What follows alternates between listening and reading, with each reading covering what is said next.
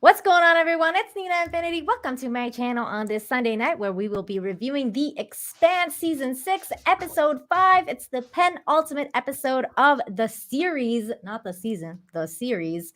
I am joined tonight by my wonderful panel, George Molo. Hello, Nina. How you doing? What's going on, man? Good to see you. How are you tonight? Doing great, doing great. Just had finished watching earlier the Expanse. The ultimate episode. It was boy, do we have stuff to talk about tonight. But George, before we get into it, tell everyone where they can find you. You can find me at George the Giant Slayer or on Twitter or on Instagram. And every Monday and Thursday, I'm on Comics Division channel and here on Sundays. And every once in a while on Midnight Touch. There you go. And Script Doctor, hello from the north. Hey, how's it going? Good. Are you frozen? It's getting really cold, averaging in the -10s almost every day. So ooh, that's gross. That's not much snow, but just really chilly. Ugh. Tell everyone where they can find you, Script Doctor. Bundled up in a big blanket, mostly with my girlfriend. But outside of that, here on your channel on Sundays and on Twitter at ScriptDoctorPhD. I also have a YouTube channel, youtube.com/ScriptDoctor, where I do reviews and analyses. And on Sundays, I play a little bit of Ghostbusters Remastered. Ooh. Wow, I didn't know. Yeah, that. I saw that. I was asleep when you did that. Sorry, I couldn't. Oh, that's good. No, that's literally good. Like, people should be sleeping in on Sundays. Oh my gosh. But Jane, unfortunately, may not be here tonight, although I think she's probably listening in. She's had computer problems, so she's her computer's in the shop. I told her to try and join us anyway via her cell phone, but I don't know if she's gonna make it. But we love you, Jane, if you're listening. Absolutely. This is for Jane, just because I'm sure she's gonna show up in the chat sometime. But I gotta play this because this is Jane. Where are you, Jane? There you are. Before you introduce yourself, say your line. Hey guys. Hey guys. Hey guys. Hey guys. Hey guys. We love you, Jane. I love you, Jane. Definitely. So first of all, Varangias. I can't read this. Can someone help me? Varangians. Thank you, Varangians. Thank you so much for the $7.99. It says, hi, Nina and others. When can we get an As body pillow? And are you happy with this Expanse and how it's going? I feel it's a poor end to the show. You must be new here because we've been streaming about this for a couple of weeks now, and I think it's safe to say that the entire panel's unhappy with what is happening right now with season 6. I mean, Jane and I started this Expanse review situation since like last year when they did season 5, and we were just kind of like, ooh, this is not going well. Let's see kind of like what happens. But I feel like it is definitely dropped off from since season 5, basically. So it's not been great. Regarding the As body pillow, I'll try and make it happen. I'm gonna peer pressure him into making it. I mean, at the end of the day, it's all up to him if he wants to put himself out there like that. So there's nothing else that I can say about that. But what do you like? What do you guys think with regards to the Expanse? How do you feel about it? I think I can use it as body pillow. George. That's pretty much how I feel about it. I don't know. It just keeps getting worse. And what do you think, Script? I mean, it's like, did it feel to you like? To me, this whole thing feels like episode 1. I mean, like all these last 5 episodes, it's nothing moves forward. It's like it's very arrested. That's the thing that bothers me is that it's not going anywhere at all. It's terrible story economy. I mean, it's not so bad as in it's not ruining characters as we're proceeding throughout the series, which I'm glad it's not doing that. But it's not giving us anything good or juicy to really get our teeth into and enjoy at this point. I feel like we're in a hamster wheel. Like I feel like that too. It's just been really frustrating.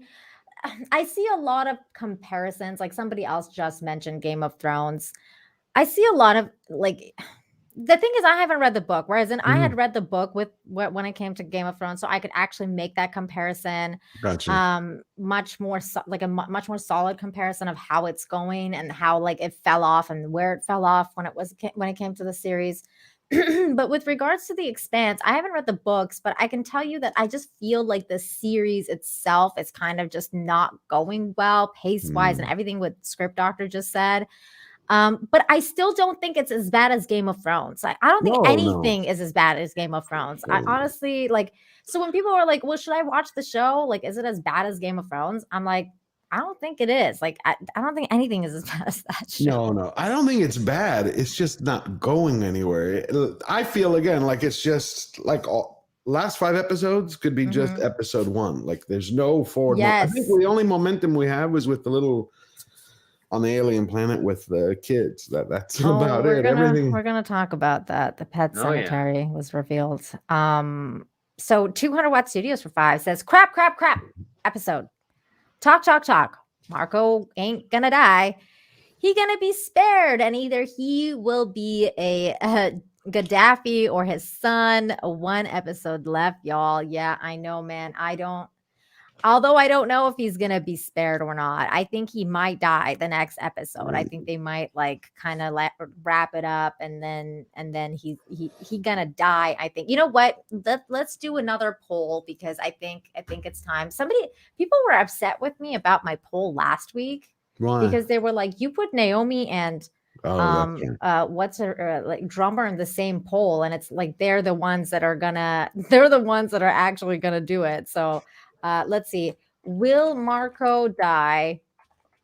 And who will do it? Oh, but that's 2 different polls. You know what? We'll just say who's going to kill Marco. Who's going to kill Marco? I will this say time, we're going to go with drummer, Naomi, and then Philip. And then no one because he's gonna live. Oh, and then no one. Yeah, No one. If you think that like no one's gonna kill him and he's just gonna get away with it.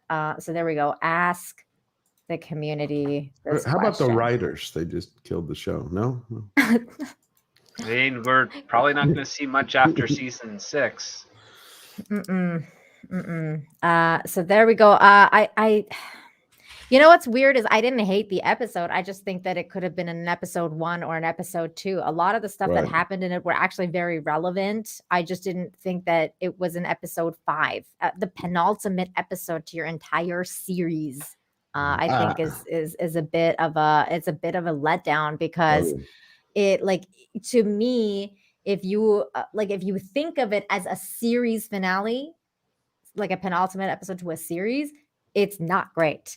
But if you think of it as a season penultimate episode, like that's fine. Like I could live with that. But a series one, man, it was weak for a series. I was waiting for the fireworks, again, penultimate episode. I was like, okay.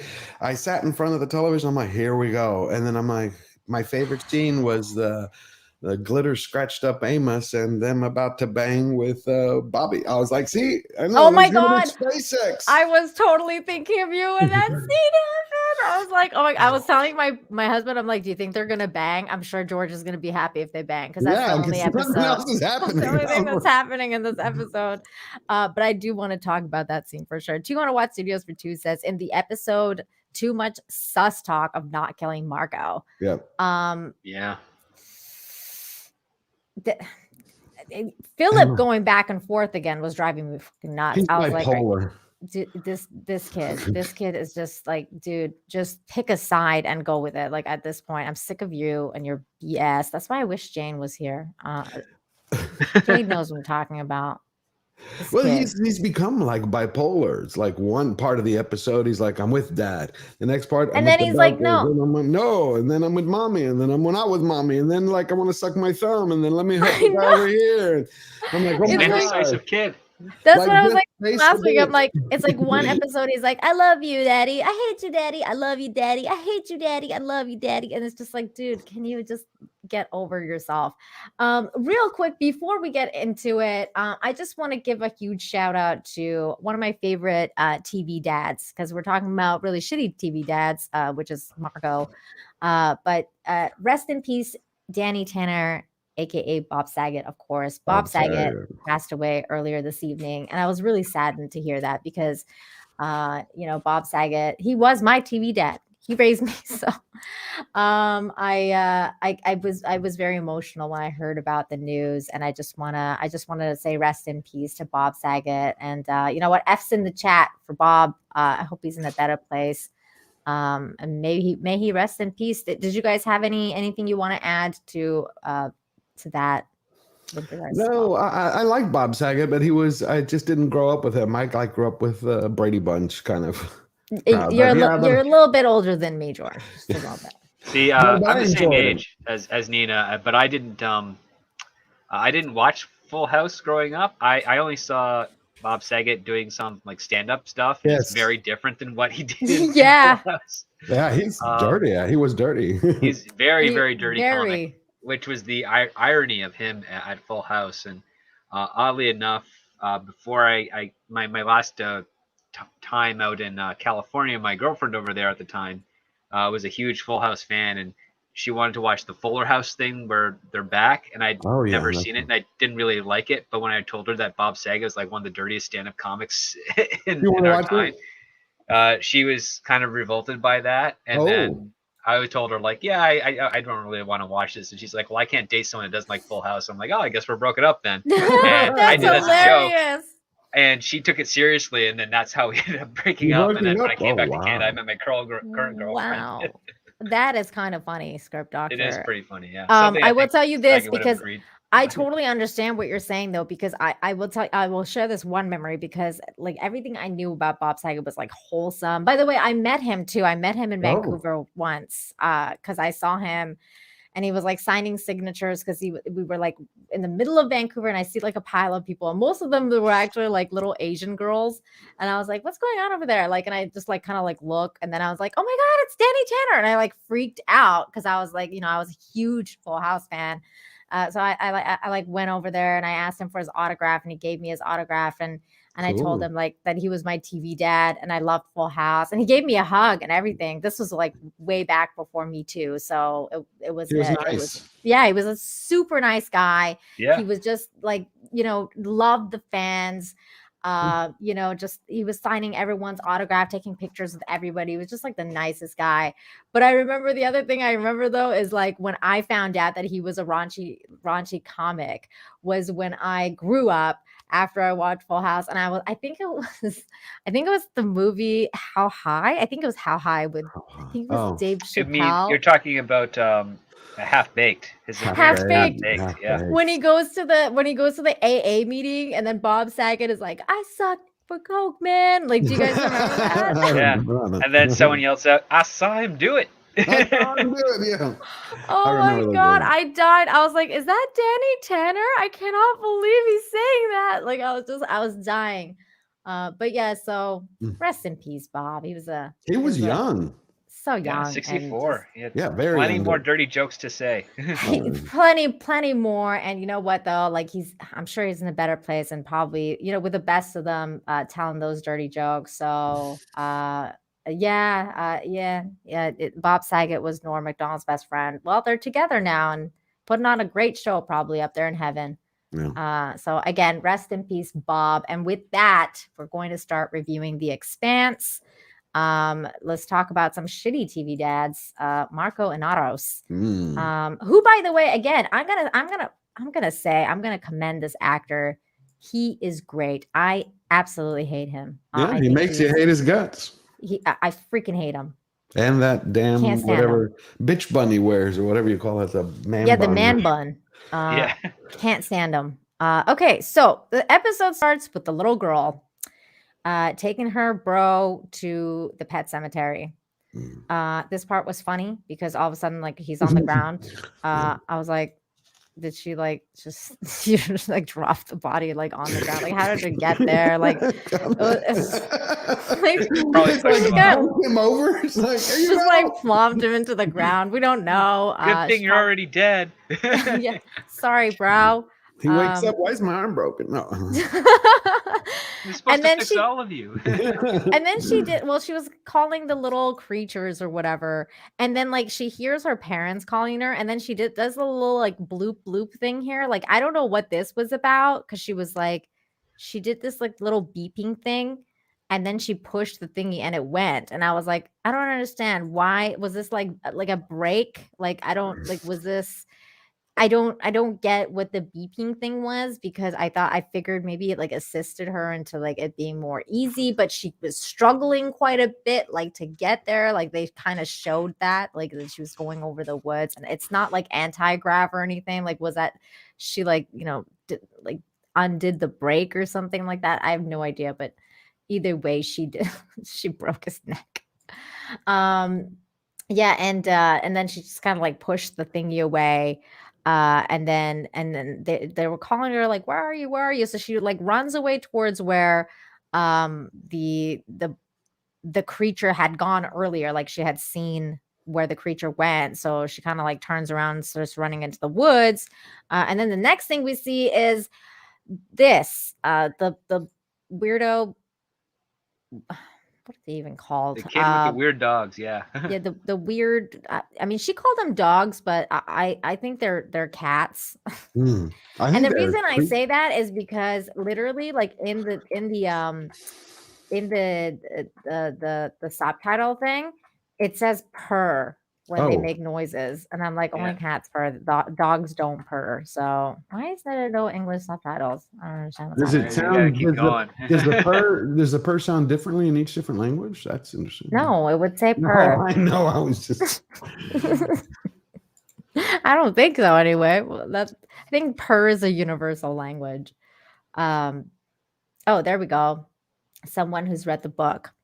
They're mechanoids. Oh. Okay. Oh, okay. Okay, I'll take your word for it. Should we do a poll for cats or dogs? But are they sentient then, or are they more? They seem to be sentient because they listened to her, and they brought back the little brother, who is, by the way, super freaky now and has glowing proto-molecule eyes.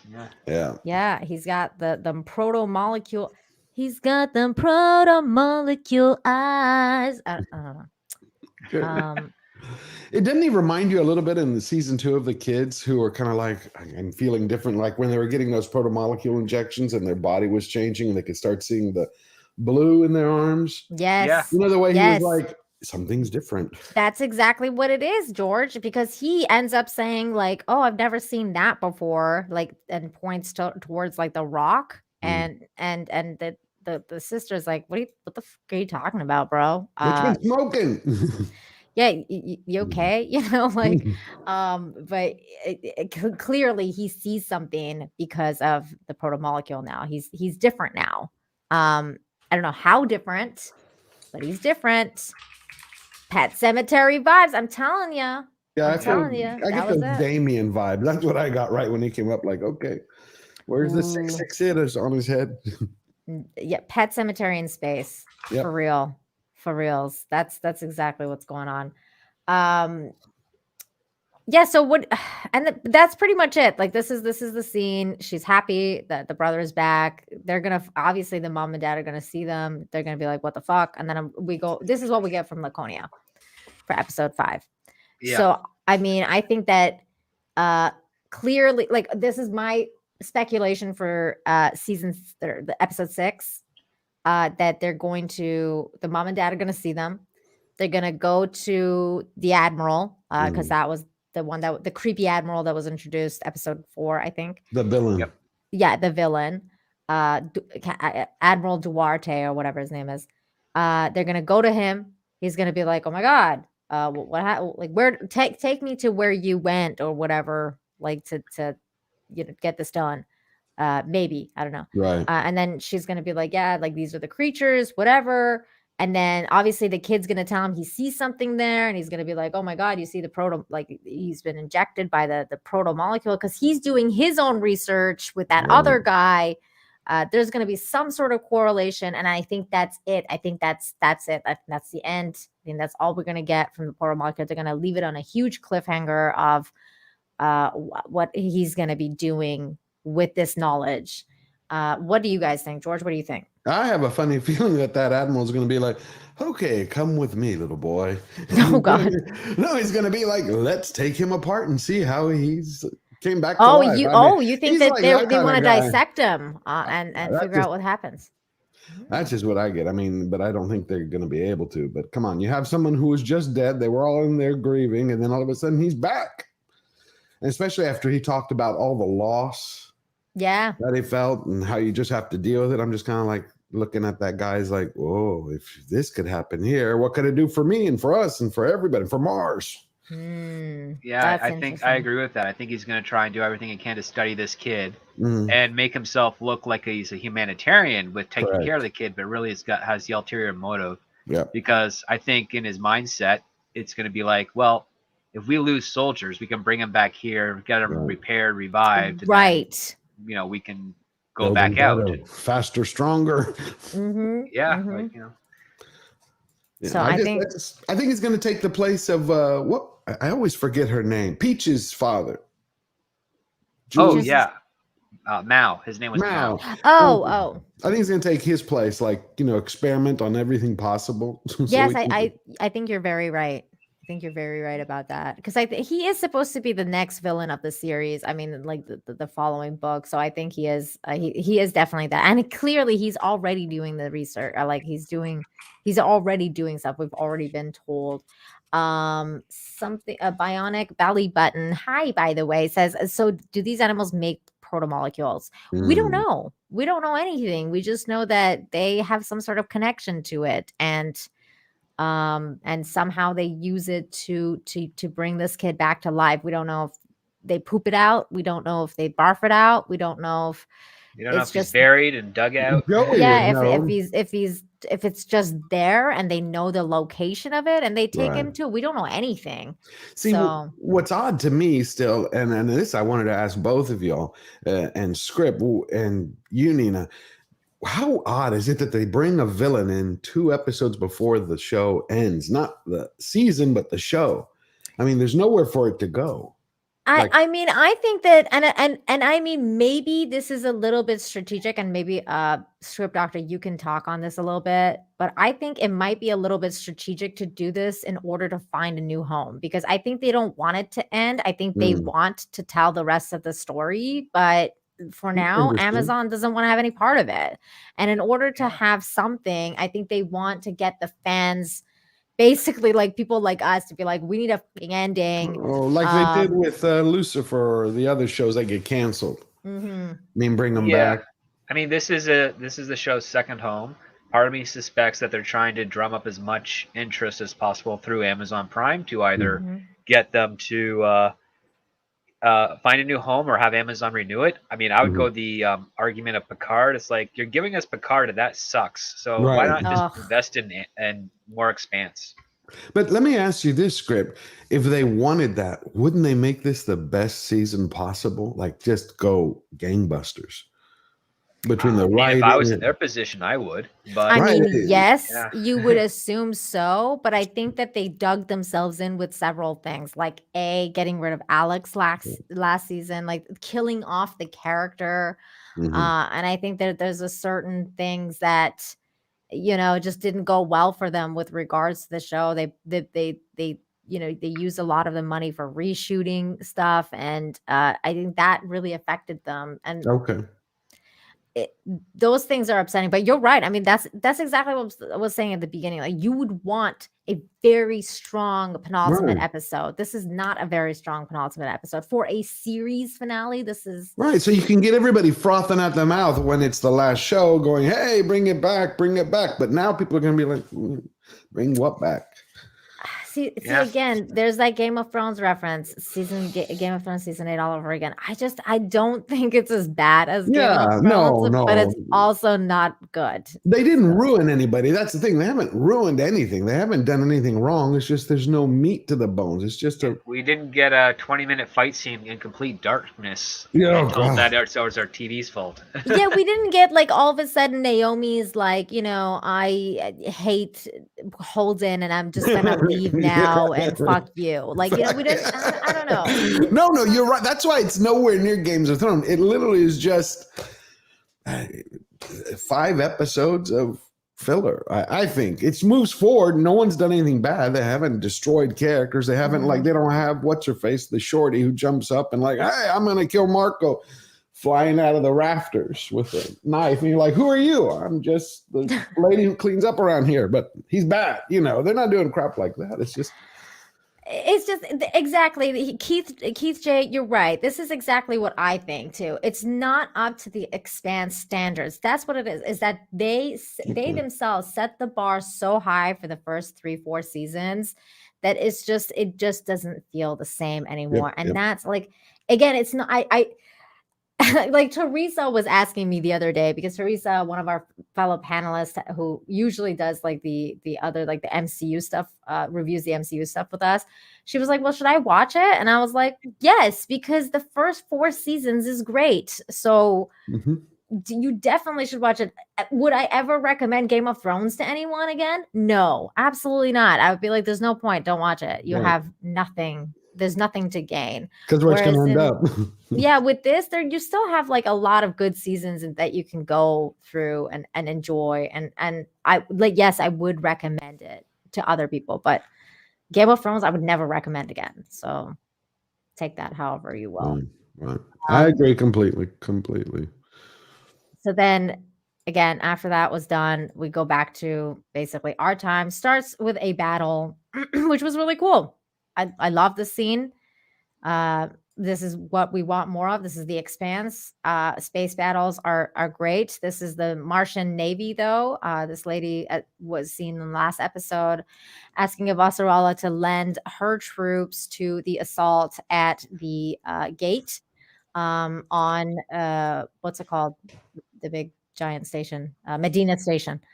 But then they found out that Medina Station has now they put these rail guns on Medina Station, and they're basically just taking them out like nothing.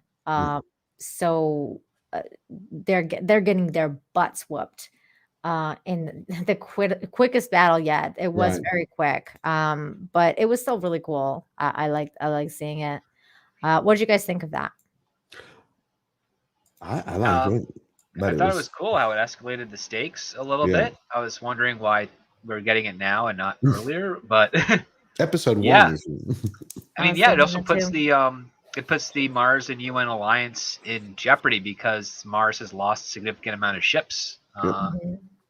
So I mean, it kind of it gives us some actual stakes. It's like Inaros now controls the ring and ring space because he has these giant railgun platforms positioned in a way that it covers every angle of approach, so you can't get to them.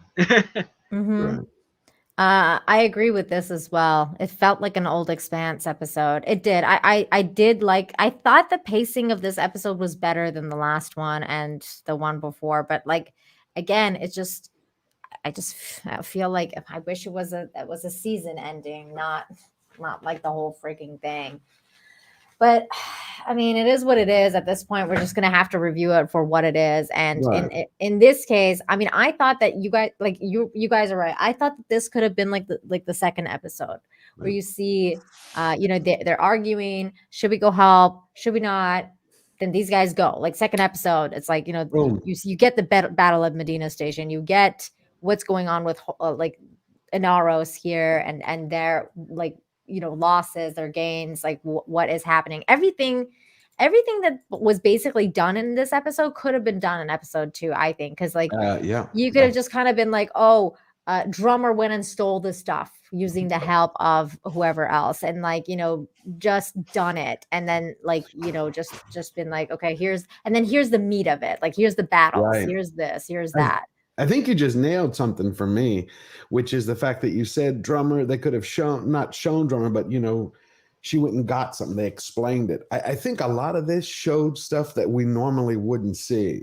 You know what I'm talking about? Like someone arrives and they're like, okay, here's drummer coming in with these ships. They're like, well, where'd that come from? Oh, well, she went and stole this from Menards. Instead of us seeing 3 episodes of her, let's go get this stuff. Let's get this stuff. Now, you know what I mean? It's like Yeah, a lot of stuff was shown that we typically wouldn't see. You're right. And usually I'm on the camp of show us, don't tell us. Right. But in this instance, this is an exception to the rule because this is a series finale season. So you want to give your audience all the meat, all the action, all the, you know, it's just a substance.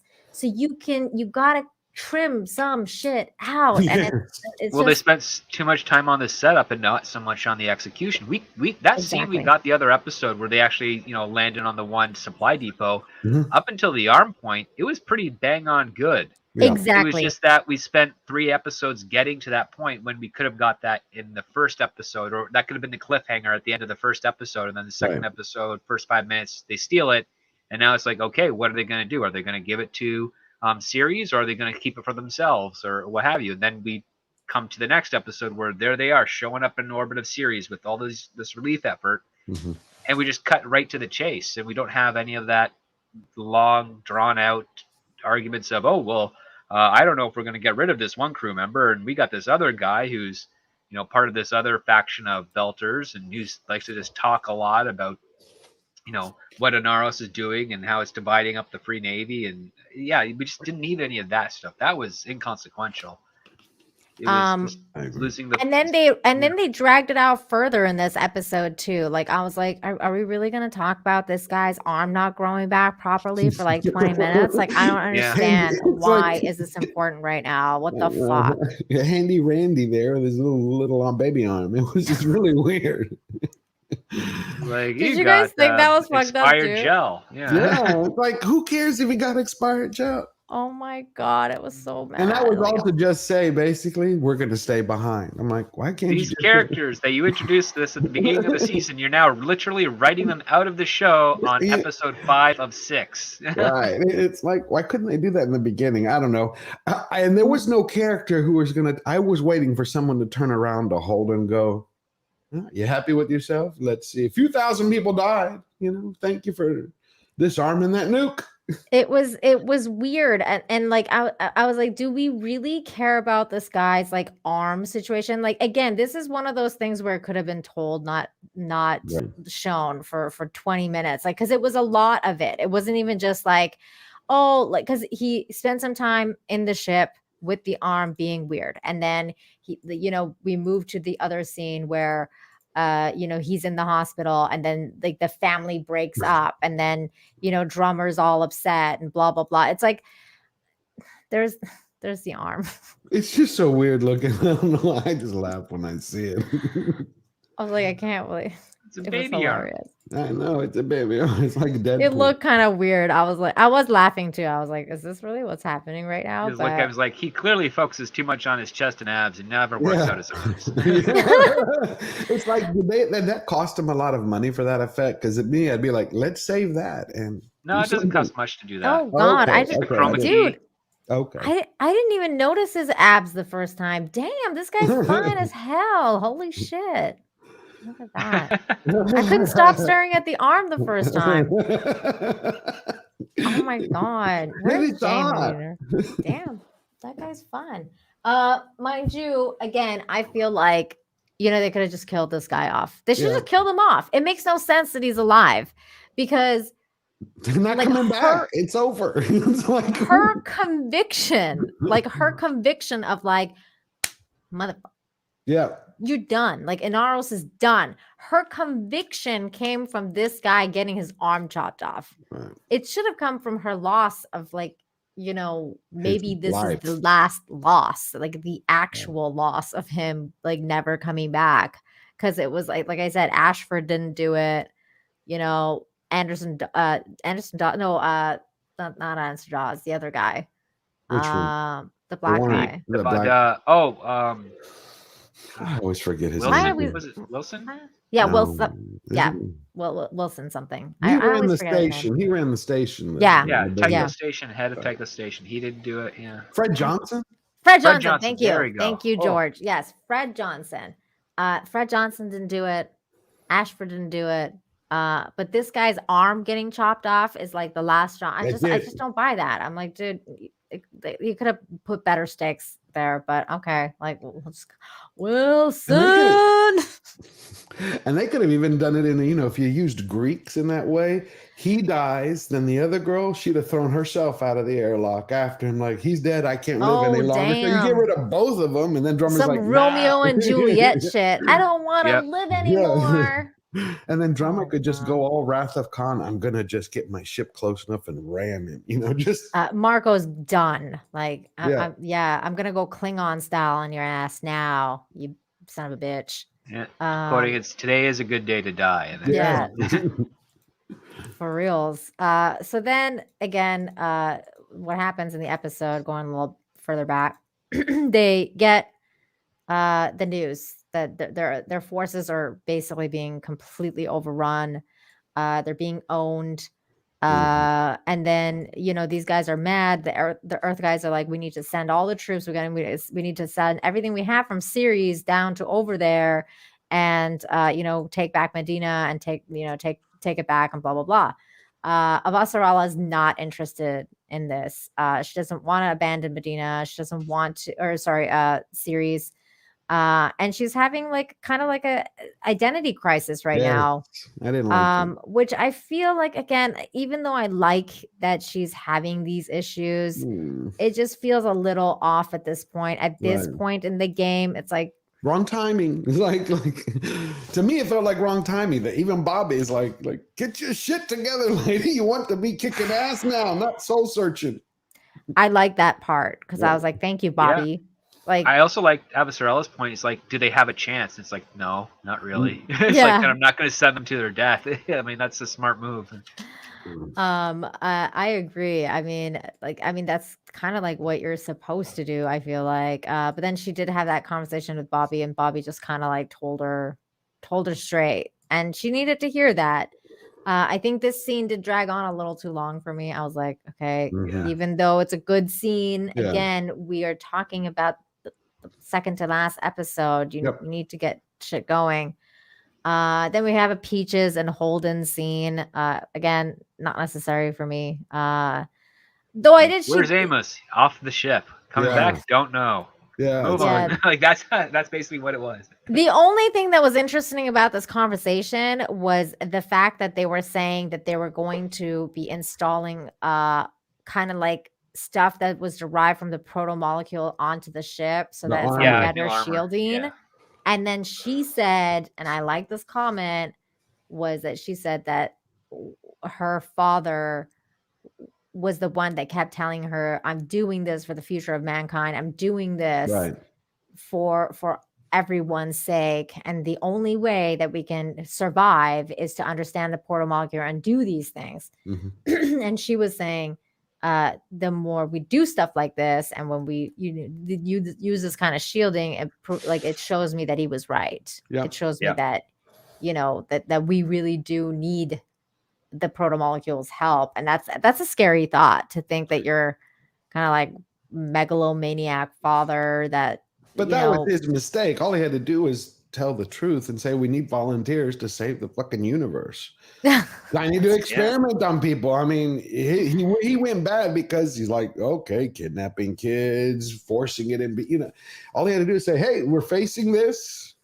Yeah, I think there's always a chance that a lot of people will sign up. Like, he's one of the richest men in the solar system. He could just pay them. Be like, listen, pay your family. You die up to this, you'll get this much money, and your family will get this much money. And if it works out well, we'll save our solar system from whatever else is out there. But yeah. But I did like that part of the dialogue between them, because the Amos stuff, I was like, okay, whatever. But that stuff was relevant, and I liked it. It gives her. Sorry. Sorry. Go ahead. No, go ahead, George. I was waiting not for her, but for someone to like.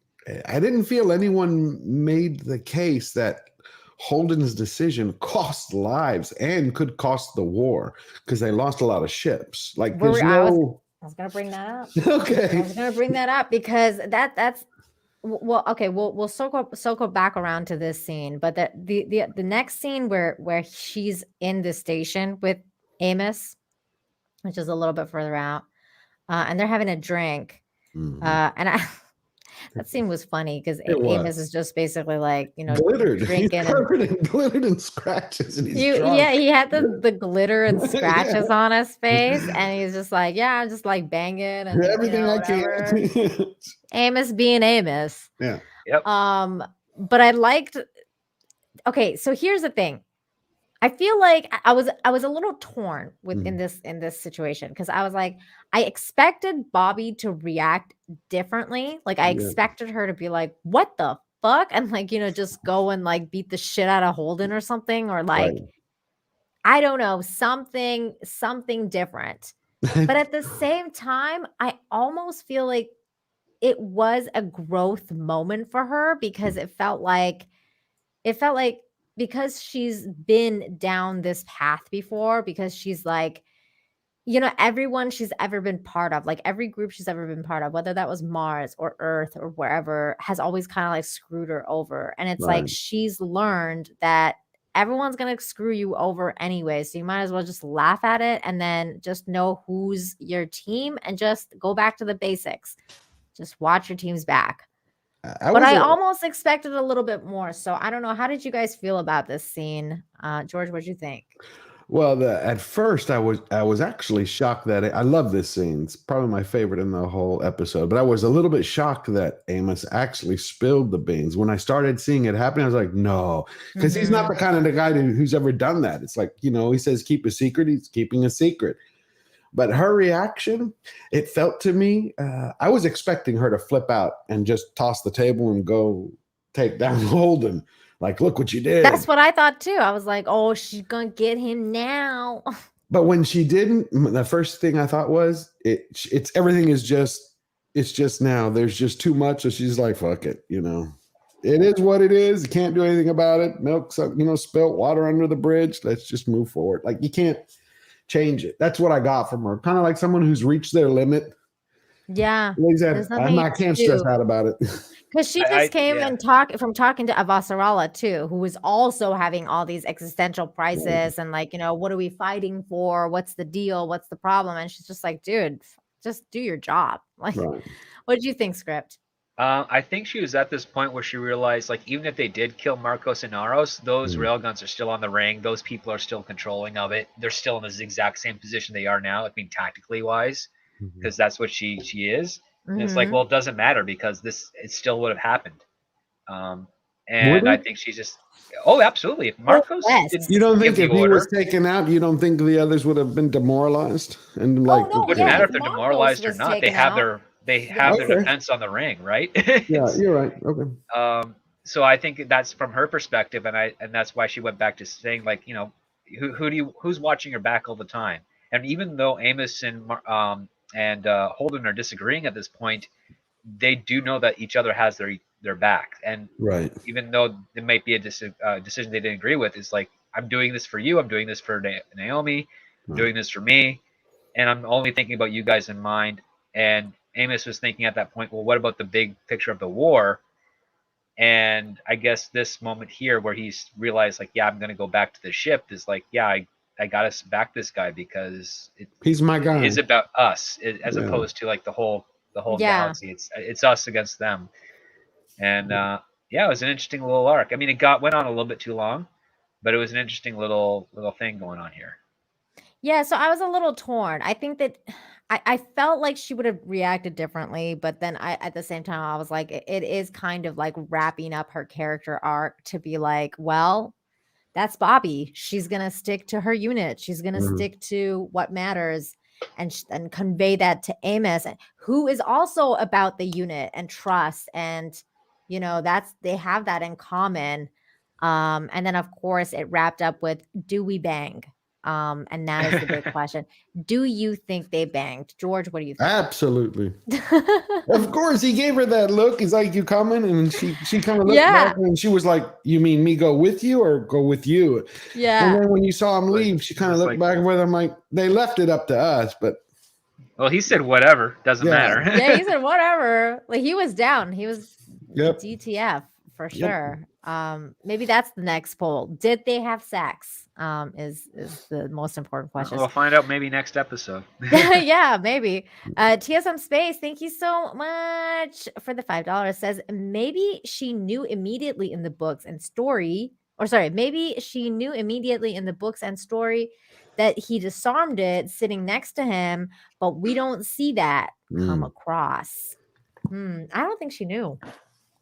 Yeah, I don't know. No, because you could see that she was talking about it for an episode and a half. How pissed off she didn't know, and then her laughter was pretty genuine too. She was like, "Oh God, of course." It's like, you know, when you realize it, you're like, "Oh yeah," like he disarmed it because he saw like Naomi's son there, and he just couldn't do it. And she's like, "Of course." Yeah, it's Holden. Why didn't I think of that? You know, like we know. But thank you so much for your super chat. So yeah, did they do it? We'll see her next time with glitter on. That's how we'll know. Yeah, I know, right? That would be funny. If they had, unless they spend the entire last episode with them talking in bed. I mean, who knows at this point? Oh God, ew! There's that weirdo arm. Yeah. Okay, the stump. Gimpy. Okay, so let's go back a little bit because we just fast forwarded to their kind of like arc. So where were we? Oh, okay, we were at and Holden. Drummer. We're at Drummer. Drummer is heading to series with all the supply, which is interesting because we speculated that they didn't do this, like that they let the supplies go, and we were like, why? What the F? Like, why can't you take the supplies to series? Like, you know, and all of a sudden everyone's like, F, where they did do it? Yes, yeah, sure. F's in the chat if they did it. F for sure. Wow, people are saying F for sure. Okay. So everyone's saying they banged. That's poor Alex is on. Because Jane and I totally shipped Alex and Bobbie last season. Yeah, if he was still here, absolutely. George. That's hilarious. Oh my God. All right. I'm gonna put an F in the chat too. There you go. There's my vote.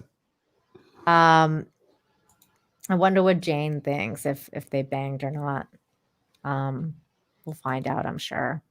Wait, what's happening here? Okay, never mind.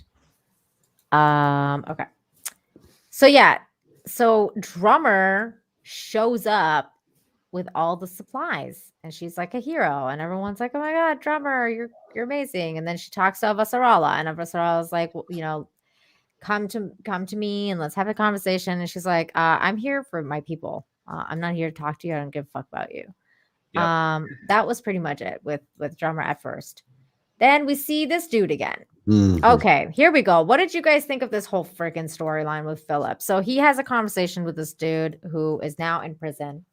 He's the guy that was his mentor last episode, which we all liked. We like this character. I like this character. He's a very solid character. Yeah, I like him. So now he's in this jail because apparently he broke radio silence and contacted Sirius Station to see if his brother is still alive.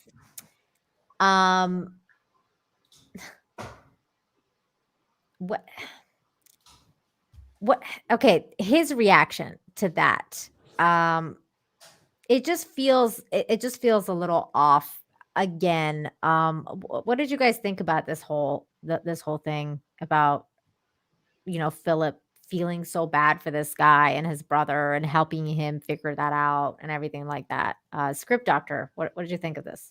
I understood the character journey. It just came too late. I mean, it really came very, very late. But yeah, like at this point here, the mentality is that Philip is kind of on his dad's side at the moment. He is now being exposed to the lies that his father's kind of pushing Mhm. out here, because here's a man that's, looking out for him, who's just this nobody that has no relation to him. He's like, yeah, I'm looking out for you because my brother looked out for me, and the whole reason I wanted to find out what happened to him is because of the explosions that we as a team put there. We put these bombs there and we blew Mhm. stuff up, and I want to make sure that my brother's okay. Right. And I had to reach out for that. And Philippe kind of understands this and thought it was like foolish of him because he needed him. Mhm. Philippe was learning about his people, so to speak, and what it is like to be a belter.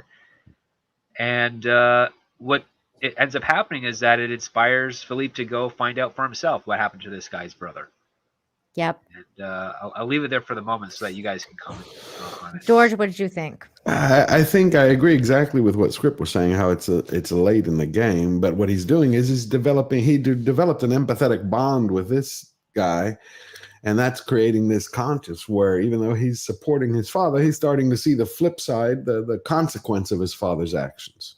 Mhm. And I think to me it was supposed to humanize him so he can make the right decision at the right time, but it just there's only one episode left, so I just feel like it's dragged on for so long. It's like this. The thing is with Philip is that this has happened since season 5. Like since season 5, we were like, okay, he's gonna take his mom's side. No, he's not. Is he gonna take his mom's side? No, he's not. Is he gonna do it? No, he's not. It's like he keeps going back and forth like right. every 5 minutes, and it's like, okay, at this point it's getting old. Like Mhm. you pick the side now. And even last episode he was like, we're setting our goals, it's time to pick a side.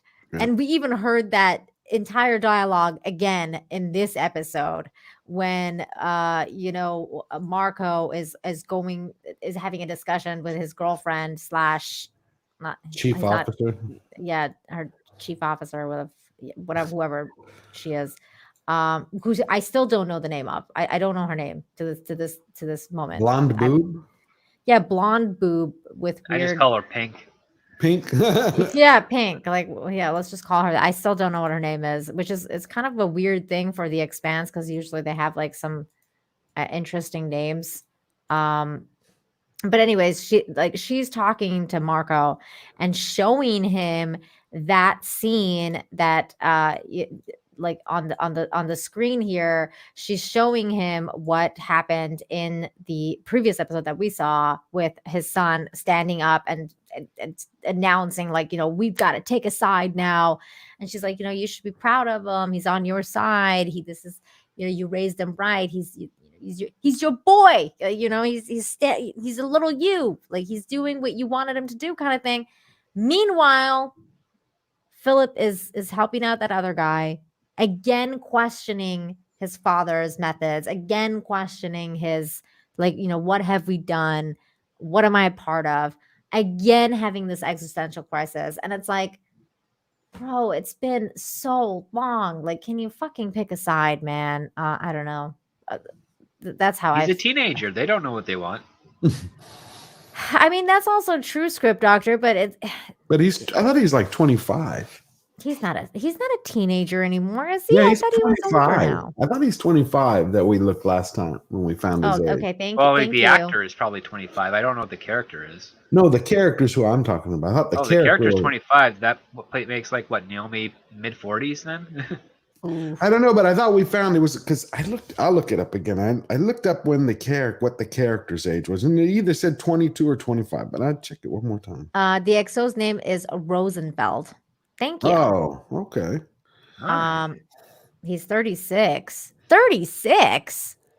The actor playing the kid? Philip is not 36 years old. There's no hormones in space. That's exactly what's going on. It's just like every 5 seconds. It's like, I love you, I hate you. I love you, I hate you. I can't handle it anymore. I'm on my meds, I'm off my meds. I'm on my meds, I'm off my meds. Oh, he's joking. Okay.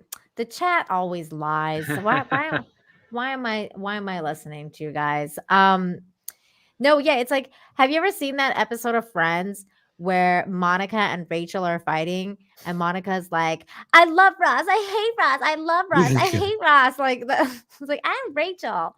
It's like that's what Philip is like. I love that. I hate that. I love that. I hate that. It's like, dude, freaking pick a side, man. I can't stand you anymore. This is weird. The Expanse wiki says teenage son, but explanation says 24. And I'm like, well, the 24-year-old teenage son? It doesn't really. Attack the Mountain says he's a belter, less gravity, ages slower. Okay. Is that also mentally developed slower too? It says 22. In the books, he says he's 22. In the books, it says he's 22. He doesn't act much like a 22-year-old. Flexical says Philip's supposed to be under 18. That's why I said I found 3 different. I don't remember how old he was, but I think they stated that he was like 17 or 18 in the show. I don't remember, but I think that was in the It says the last season. It says in Nemesis games, I suppose that's one of the books. It says he's 17, but it says he goes to 22. So I don't know where we are compared to the books. I think Nemesis games is this way with Marco. Like Marco's a Nemesis, right? So would this not be? I would suppose then he's 17 there. That's why I said it's. So he's 17 here. Hoping. Yeah. So that would make sense. Then you're right. Script. Yeah. That would. Yeah. Make sense. So he's. 17. So he's a little 17-year-old. Oh God, I can't stand 17. The only thing he's missing is a guitar, and he's trying to seduce women like that. Well, he's doing the women thing, remember? Yeah, he is doing the women. But he hasn't written a song about the melancholy of life. Yeah, he hasn't. Like all the other pathetic 17-year-olds I knew in my day. He needs to either go emo or grunge, and then. Yeah. Either emo or grunge. Oh God. Where's that one girl that just leans on his shoulder but doesn't want any action? Like just to further nail it home. That is such a teenage thing too. Like, nah.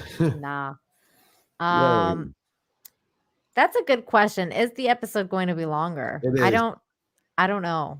Yep. You think so? No, I looked it up. I think it's an extra 15 minutes or 20 minutes, one or the other. Oh, okay. That's good. 2 other people. Somebody said it's going to be 65 minutes. Okay. Well, that's not bad. Pretty good. That's great. All right. I thought it was gonna. I really wanted it to be like a 3-hour because since we Can we get a movie? Season, yeah. Can we get like a 5-hour episode? Any chance to make up for these episodes? Any chance we can like make it like the Irishman, the length of the Irishman? No. Okay. Yeah. I told you. Remember, I told you last week that one of the producers was saying that everyone should be thrilled at those little 5-minute clips after the show because they're like they all add up to like 25 minutes. I am not thrilled. I am not thrilled. It's terrible. If it was important enough, you should have put it in your episodes. This is BS. Yeah. See. Oh, there you go. Holden these nuts. I didn't see this week. Wanted to. See if George is the only one that's watching them because I don't care. I missed this week's. Yeah, like, I'm not interested. Well, they don't add anything to it. Nothing. They just exactly. If they don't add, then they're not important. I don't care. I have better things to do with my time. It's like one of them actually had Avasarala kind of like looking in the mirror and then talking to some people, and then I'm like, I don't care. Like, if you know what's weird is if they had put those out in like season 1, I would have probably cared and I would have been like, oh, I like this because I'm learning about like the world, the Expanse. You're learning about the characters. You want to see them, even like little side things and stuff like that, because you want to figure out who's who and what character is doing what character. But 6 seasons down the line, I don't need to know about Drummer's polyamorous family. Like, I really don't care. They can keep it. Yeah, I gotta agree with that. Yeah, like who cares? What's it called? So then, okay, this is the part where Philip flips back and forth again, and decides to help that guy figure out what happened to his brother. So he establishes a link. He also breaks the law, basically. He breaks the law, his dad's law, pings the station. He figures it out through like his sources or whatever. And then he figures out that the guy died. And the guy died in the explosion. In the explosion that this dude set up. And he was like, I was the one that, sets up the bombs. me and my husband just kind of started laughing when he said that, though, because they're like, "Fuck, that's irony for you." Like, and he's just all like, "We didn't know, we didn't think any belters were gonna be hurt." And I'm like, "Are you for real, bro? Like, you're setting up a bomb on a freaking Ceres station where it's predominantly belters. What were you thinking?" It's called denial. Yeah, he should have told his brother, "Stay away from here." It's not just denial; it's also called basically brainwashing and just not questioning the Marcos and the leadership, because it's like, well, we're blowing up our own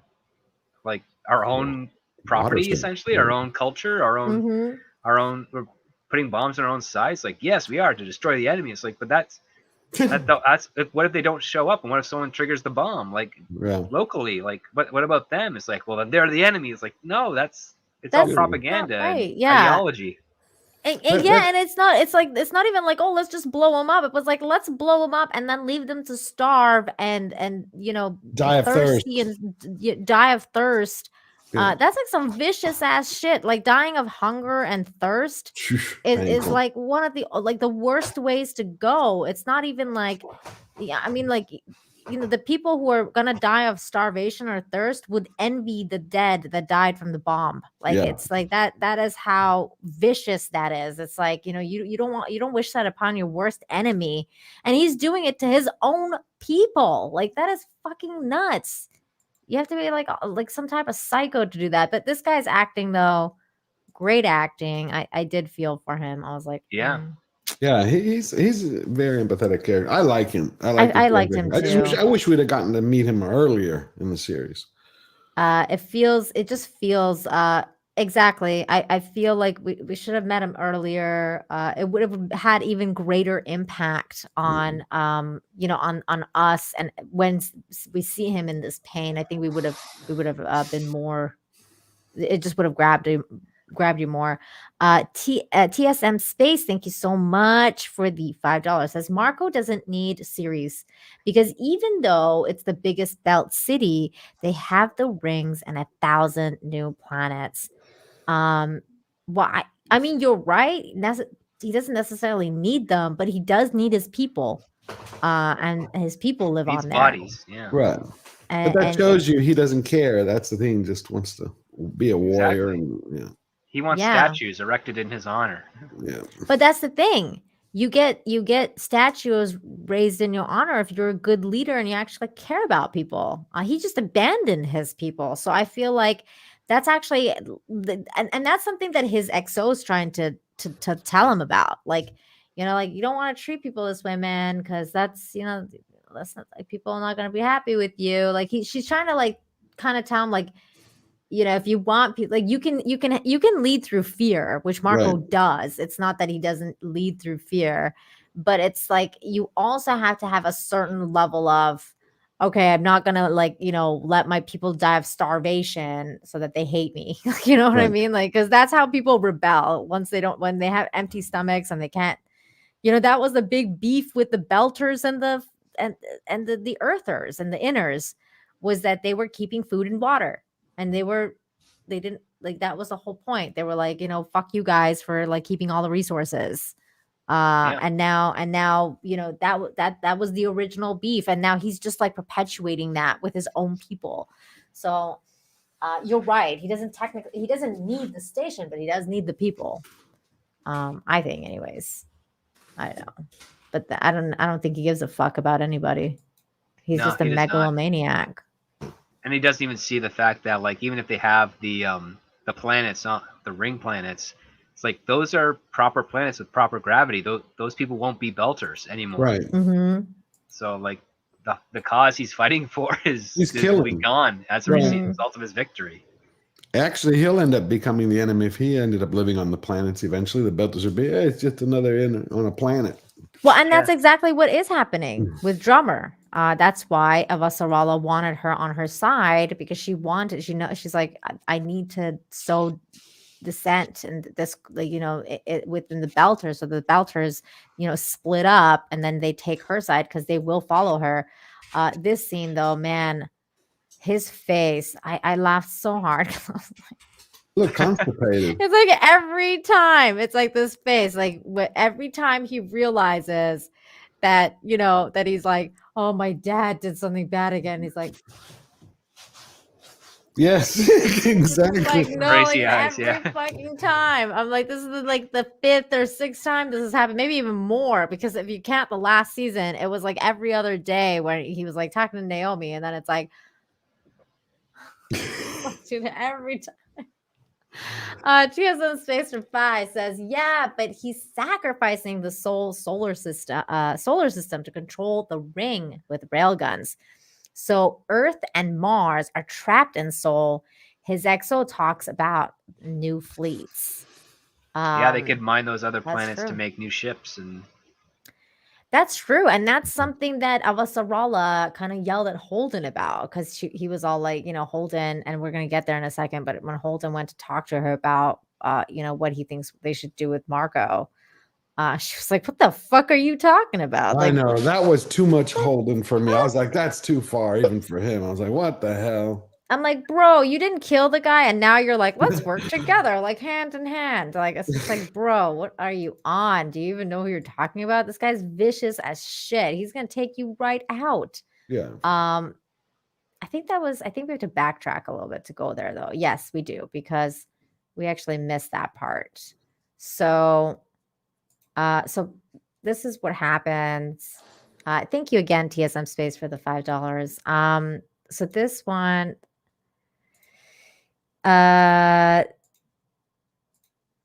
Awasarala is having a conversation at first with reporter chick, which again was a total useless conversation too. I was like, I don't know, who cares about any of this. And about grain, yeah. Yeah, Drummer got a voicemail from Naomi saying, let's meet up, and then they're talking about like some bullshit about, I don't know, food production. I don't know, whatever they were talking about. I don't even remember anymore. Oh, they were talking about that former crew member who was with. Remember the? Yes. He That's sent what the they were formula talking about. to do something for Earth. He goes, I think Yeah, this the could plant solve guy. it. Yeah. Yes, the mystery. And she's like, oh yeah, it looks like that stuff will actually work. So great. I guess Earth's food problems may be over soon. I don't know. But then Holden comes here and he's like, Avasarala, we need to talk because, this situation with these ships disappearing has gotten out of hand. And there's a lot more to this than you actually realize. There's a lot of stuff going on. And we need to focus on this because this is the most important thing right now. We don't know what the fuck the ships are going. Obviously, there's something going on. We need to even tell this information to Marco Inaros because this is the most important thing. And she's just like, the F are you on, bro? Like, that is not what we know. Let me tell you how the war is going. And she starts telling him about, like, all the rail guns and everything that's happening. Script Doctor, what did you think of this? Holden being Holden, what did you think of that?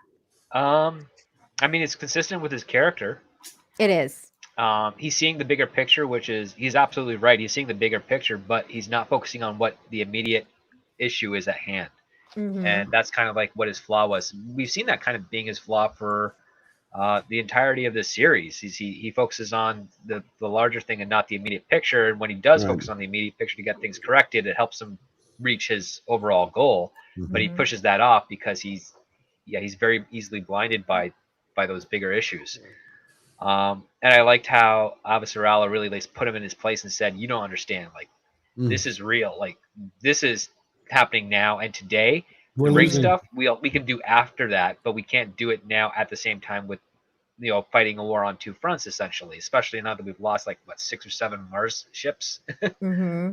I mean, I understand where he's coming from as well, because I think that threat is a threat to humanity as a whole, and the Belters are humans, just like the Earthers, just like the Inners, and they should know. But I think Marcos, no matter what, at the end of the day, Marcos needs to go, because I don't think he would care. Like, I think he will just use that information for his own gain. He's not going to be like, I just think that he's a bad leader, so he's not gonna make the best decision in this situation. They need a replacement leader. Like, that's what's going on, and the belt should be informed. So if anyone should know, it would be someone like Drummer, and to unite the belters to know that this is happening as well, and that Marcos wants you guys to basically sacrifice yourselves. He doesn't even know what the hell is going on, and he wants you guys to go over there and all the stuff without any clear knowledge of what's happening. So I don't know, maybe that's something that they would have to consider. Sean the Movie Man 71 for 5 says an Anderson Dawes versus Marco storyline would have been fascinating this season. Instead, we get a bland Philip, aka Kylo Ren, this season. Why? I agree. The Anderson Dawes, I thought Anderson Dawes was a really cool character. Yeah. I still think of him every time I think of Fred Johnson, and I always call him Anderson Dawes for some reason, because I just think that character was a really cool character. So I think you're right. It would have been much better. What do you guys think?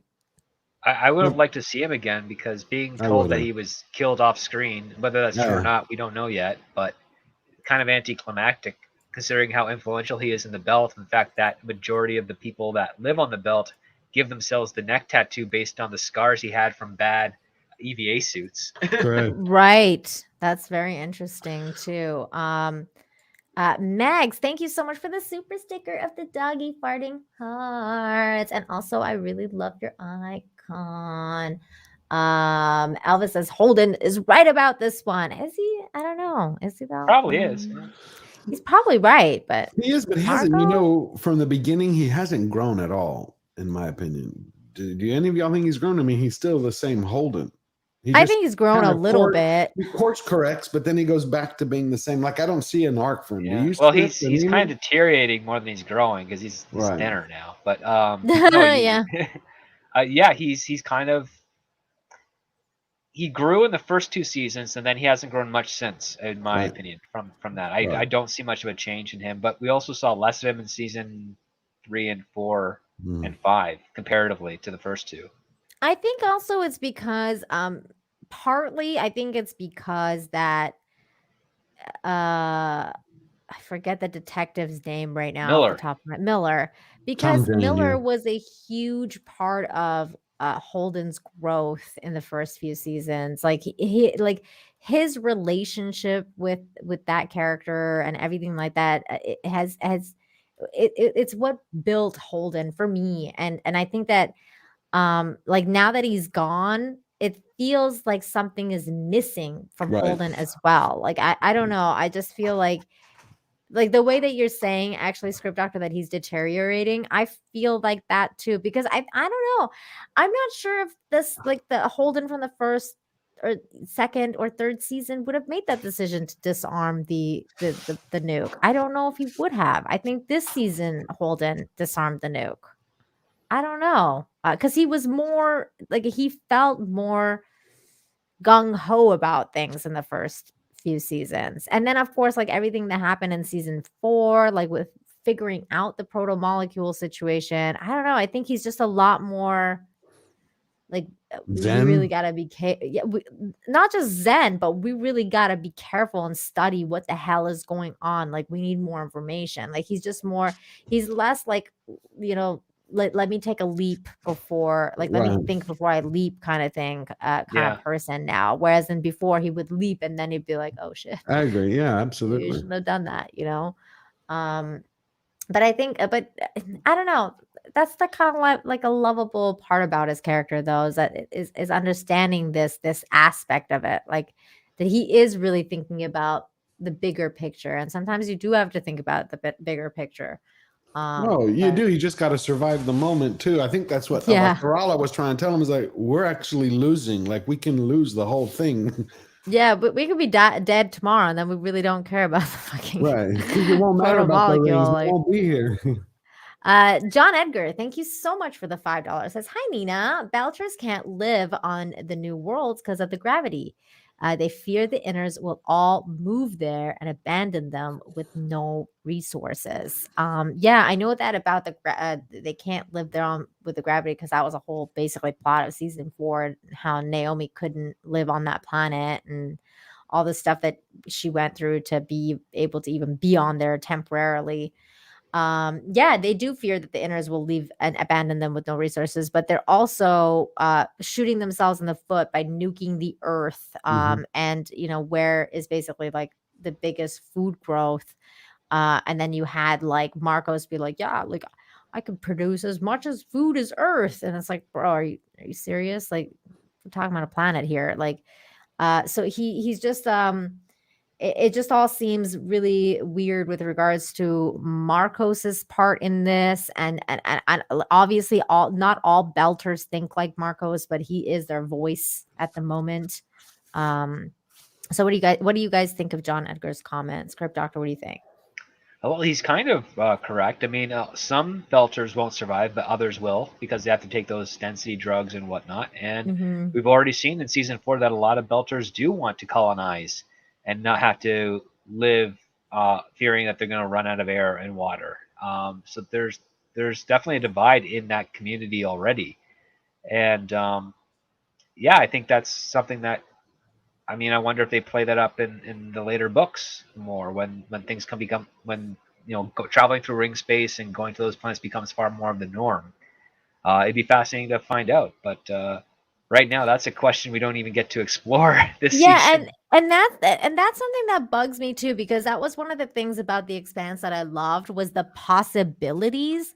And it wasn't even just like, Laconia or the proto molecule or whatever, because they had like thousands of gates open, so that those could have led anywhere, to any system where you could have found a planet that has the gravity that you could live in. Like they have, because there's other planets that have like, the environment that the Belters could have lived in or whatever. Like it's not, because the universe is a very big place. So I just don't like, I feel like it's a little limited in that sense. It's not very expansive in that sense. So I don't know. It's the contraction.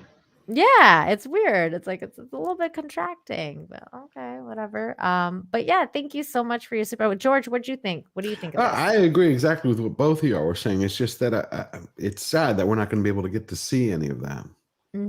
Yeah. And I mean, especially I think there would be a planet that would have the same gravity that space would have. It would probably have plants differently and everything, but it would be able to provide everything.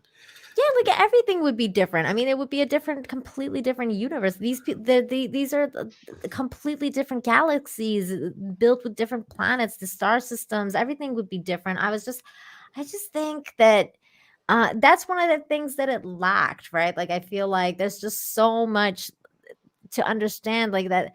Even thinking about it, like if you think about it a little more deeply, you're like, okay, like so this story is just about one ancient species that kind of like destroyed themselves through this proto molecule or whatever like that maybe, and then we found like the only gate that goes there to that planet. And then, but what about those other thousands of gates that are open? Like there's no other alien species out there. Like it just feels very not small. Like I said, it's very small compared to what you would think that the Expanse would be about. I would have imagined something like when you open a world like that it would come to something like Star Trek, or even like what I'm saying, like that, like just meeting vast. All these different species, like there's just it's so vast, there's so much stuff going on out there, and to think that this is the only thing that we would focus on, it just feels not that vast or expansive. I agree. I absolutely agree. And it's again sad that we're never, well, at least for now, we're not going to be able to see that. Right. Yeah. So then she gives him a talking to, and he's like, "Oh shit, really? Look at his face." Yeah. It's like, maybe you're right. Oh, shit, I just got spanked by the teacher. Yeah, I didn't even think about that. What? Wow, we're really losing the war. What'd you just say? He looks emaciated right there. In that he was just not having fun with that conversation. Okay, and then we saw this already. They had that talk. Does it And look to then you that Amos, the actor, bulked up and Holden, like to the yes, reverse? Okay. absolutely. Well, Just Amos me. hasn't changed in size at all during the You season. know, He's still no. He you just know, he looks got a like little he's bigger bigger. because Holden's been losing weight. Okay, because Oh, is he that seems why he bigger. looks a Okay. little bit bigger? Yeah. I thought he put Um, on. Okay. I mean, Amos is the only thing changed with Amos is that his beard got thicker. Okay. so then after Amos or Amos and Bobbie potentially bang and potentially don't. Oh, they bang. We go to the scene where the Belters are once again in the hospital talking about how, oh man, we can't really travel with you anymore. This was all extra to me. I was like, oh God, Yeah. like whatever, who cares? And she's just like, I'm gonna stay with him, and you go, girl, and you go do your thing. And she was all like, I didn't fall in love with you because you were warriors. I fell in love with you because you were builders. And then she laughed, and I was like, okay, that's nice. TSM Space, thank you for the 5. Says, well, the Earth is 4 billion years old, so we're here, but the other planets got wiped out only less than 2 billion years ago. So we're first to it. That's funny fair. because I was actually having this conversation with my husband the other night where we're talking about how the Earth is 4 billion years old, and just to think about the ideas of like how old that actually is, and how there may have been other civilizations that have come and gone on Earth, and basically that like they may have been spacefaring and left, and kind of like never came back, or just you don't know. It's so old. At 4 billion years old, that's a long time. It is, and our universe is like only 12 billion years old. So Yeah. And that's how we understand time, to Right. even add another Exactly. layer of that, because I mean we're still kind of like, we're young In the species. infancy, infant Yeah. stage. oh, very much so. So I mean, it's kind of like it's really mind blowing when you think about stuff like that, and that's why I really like this. The idea of the Expanse was so interesting to me until it's like, damn, it could be way more expansive than this. It's not. It's not It that could expensive. be. But that's what drew everybody in. You know exactly what you're talking about in the first 4 seasons. That and the detective story in space. Oh yeah, I Like was hoping everybody loved Tom Miller. Jane. Yeah, I love Yeah. Tom Jane. I mean, that's one of the reasons I started I watched the series not just because of the space, but because of the Tom story. Jane, yeah. That murder, like the murder mystery in space, the missing girl, the detective that's like, going after her, the noir, like everything about it. It was just so cool. And then when he left, it was like, oh man, like we need more Miller. This is what this is. This season is missing Miller, and it's missing Alex, and then it probably would have been way better. Oh, definitely. But I was still hoping that maybe we get a glimpse of him in the final episode. I did too. I really did. I was looking to see if he was in the episode, like the actors. I couldn't find them. But you can see it. Yeah, because you would think like sometimes when they find out like oh, this character is a fan favorite, they usually bring him back because people like it so much, even though it's not part of like the books or something like that. They'll be like, oh, whatever, we'll just stick him in there just because he's a fan favorite, and we would have been like, yay, Miller. But that's not what's happening. 200 Watt Studios for 5 says it's like the producers had season 6 scripts already written before the cancellation notice, and then just decided to use them unchanged anyways. Wow, that's interesting. Script Doctor, what do you think about this? Just seems like it's hubris and arrogance and irresponsible, if that's the case. Part of me thinks that maybe they were told, okay, we can only afford to do 6 episodes this season, so make them count, and then halfway during production they're told, yeah, this is going to be your last season. And it's like, well, we can't rewrite. We don't have enough time to rewrite everything. Screw you, Amazon. Have they done that before? Where they went into a final season, but they didn't know it was the final season. They just wrote it like it was just going to be another season, and then they discover it and don't rewrite it. Has that ever happened? Well, when they don't rewrite it, no. Usually you find out a few weeks to a few months before it's the last season, because it still has to air, and there's usually a great distance between the time production wraps and the time it gets cut and then goes on the air. Okay. And Star Trek Enterprise was canceled, even though they had plans for a 5th season after the first 13 episodes of season 4, and they were all getting prepped to do some of that stuff. The show was then canceled abruptly, and so they had to scramble and rewrite the last like 4 episodes, so they could just end the show. Okay. Oh, really? I hated the last episode of Enterprise. Man, that episode was trash. It shouldn't have been an episode at all. Like the two-parter Terra Prime was a way better send-off. Way better. I pretend that show didn't end with that last episode. I pretend that it ended with the one before, with their penultimate episode. I pretend that show doesn't exist. Like that episode just doesn't exist for me, because their penultimate episode was a way better ending to the story than their last one. I was like, fuck this. Like, I'm just gonna pretend it doesn't exist. Yeah. No. That's fair. Look at that. Look who's here. Hey. It's Jane. Hey, Jane. Hey, Jane. Hey, Jane, what do you think of Philip's emo-ness? Please share with us in the chat what you thought of. I love you, Daddy. I hate you, Daddy. I love you, Daddy. I hate you, Daddy. The way you said that. Oh, Jane. I love her. Okay. So while Jane writes that, what she thought of Philip's BS for us, this is what happened afterwards, after Holden's conversation on series. Drummer goes in the line to get into the station, and then this dude tells her, hey, you're a drummer, right? And she's like, yeah, yeah. And he's like, well, you don't have to stand in line. Like, you've been pre-approved. You can go in. And she's all like, no. I'm gonna, stay here. I'm gonna do my thing like everybody else. And then this guy tells her, like, well, you've got more important things to do, dude. Like, go. Like, don't count on us. And then she does. But then this bitch, yes, weirdo feminist lesbian chick or whatever she is, she's all like, what are you, the Utta's pets? Blah blah blah. And she's like, oh, like I don't know what the hell I forget what she said, but she was all like telling her, you're like basically like the Earther's pet now, and blah blah blah. Obviously drummer doesn't listen. And just like kind of walks in. But what did you guys think of this scene with her and and this whole weird lesbian chick? I was thinking, like, what are you doing, twat? You like filming her? She's trying to save your life. I mean, it was just what a TikTok bitch. Yeah. It's like, what are you, social media crazy now? It's like, look, I'm catching drummer trying to save our lives. She's working with the others.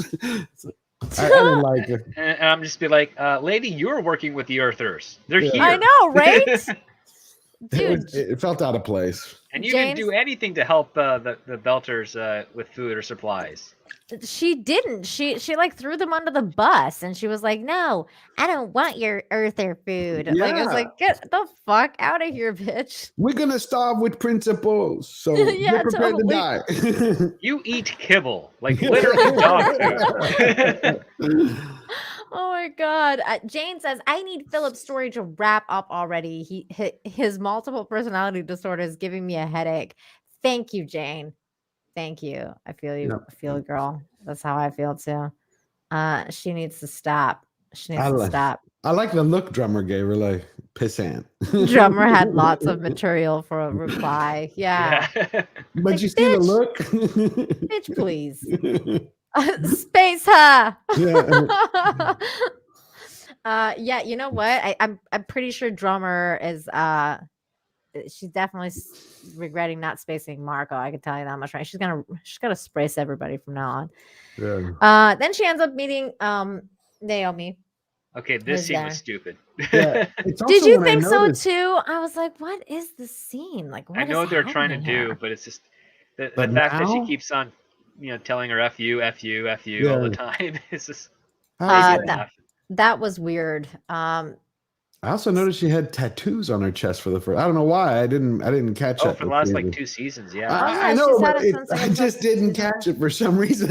I missed the forest for the trees, and I was just like, when they got close, I was like, That's so funny. You're like, it's like the second to last episode, and you're like, she's got tattoos. Well, on her chest, I was like, that's just odd. I don't know. It just didn't catch my eye. But no, that whole thing, what was it? It's like, come on, people. We only have one episode left. There's no time for this. It made no sense because she was all like, well, basically what happened was, I'll just explain it to the audience for those of you who are actually looking for spoilers here and haven't seen the episode. Basically Naomi, not in so many words, was like, well, actually in so many words, was like, go meet Avasarala and make a deal with her because, she needs you on her side. She wants me to talk to you. Holden and Avasarala wanted me to talk to you and convince you to go and join forces with Avasarala and let's put an end to this war. And Drummer is like, bitch, I've been fucking fighting this fight. Like, what are you talking about? Like, I've been here. I've been fighting. My boyfriend just got freaking his arms cut off and shit. He's got a baby arm now. I got to deal with the baby arm. You know what that feels like, being touched, a baby arm? Now he's got a stump. I mean, it's like, that's what they're like talking about. It's like, you're talking about the end of the universe with the gate. You're talking about Marcos killing everybody. And she's like, I got feelings. You got feelings? I got feelings. I know, you got right? feelings? I'm like, what the hell? She goes like this. Like, that's what happened. Like last I was talking about this. We're like, that's what happened with that arm being cut off. That's why it set her off so bad. She was like, that guy was really good at finger banging me the whole time. And now I ain't getting no finger. Okay. Like that's what set her off. He wasn't lefty. But she always remembers to put on that really dark eyeliner. They're dying. She's like, hold on. Yeah. Let me make sure my makeup's on properly, which I've never understood about The Expanse, by the way. Like, I never understood. Like, how do these people have time to do their makeup perfectly, like every day? We're running out of oxygen. Hold on, it could be. Hey, that would be permanent. Hey, no. You know what? You're right. It could be a tattoo, but hers is not a tattoo. That is definitely not a tattoo. I've seen women with tattooed makeup. It does not look that it doesn't look it fades fast. I was joking. There really is tattoo makeup. Oh yeah. Oh yeah. I don't know. There's women that put the white powder foundation. They get that tattooed on, and then they do the red lips and then the eyeliner and real? God, it's horrible. Oh, it's frightening. I had an English teacher that did that. I'm being told it's a tattoo. I don't think it's a tattoo. I don't think her eye thing is a tattoo. Look at her neck. Her neck thing is a tattoo. But I don't think her eye thing is a tattoo. I think it's intended to be a tattoo, but it's clearly done with with makeup. Yeah. Wow. I think so that too. would be painful, the tattoo around the eye. 200 Watt Studios 2 says annoying belter in line is Nataro's Mini-Me. Oh my God. Sorry, yeah, that's the one that called out Drummer earlier. Yeah, she's all like, Mini-Me. You are Beltas. Oh wait, what? And she's like, wait, who's Ting Nataro?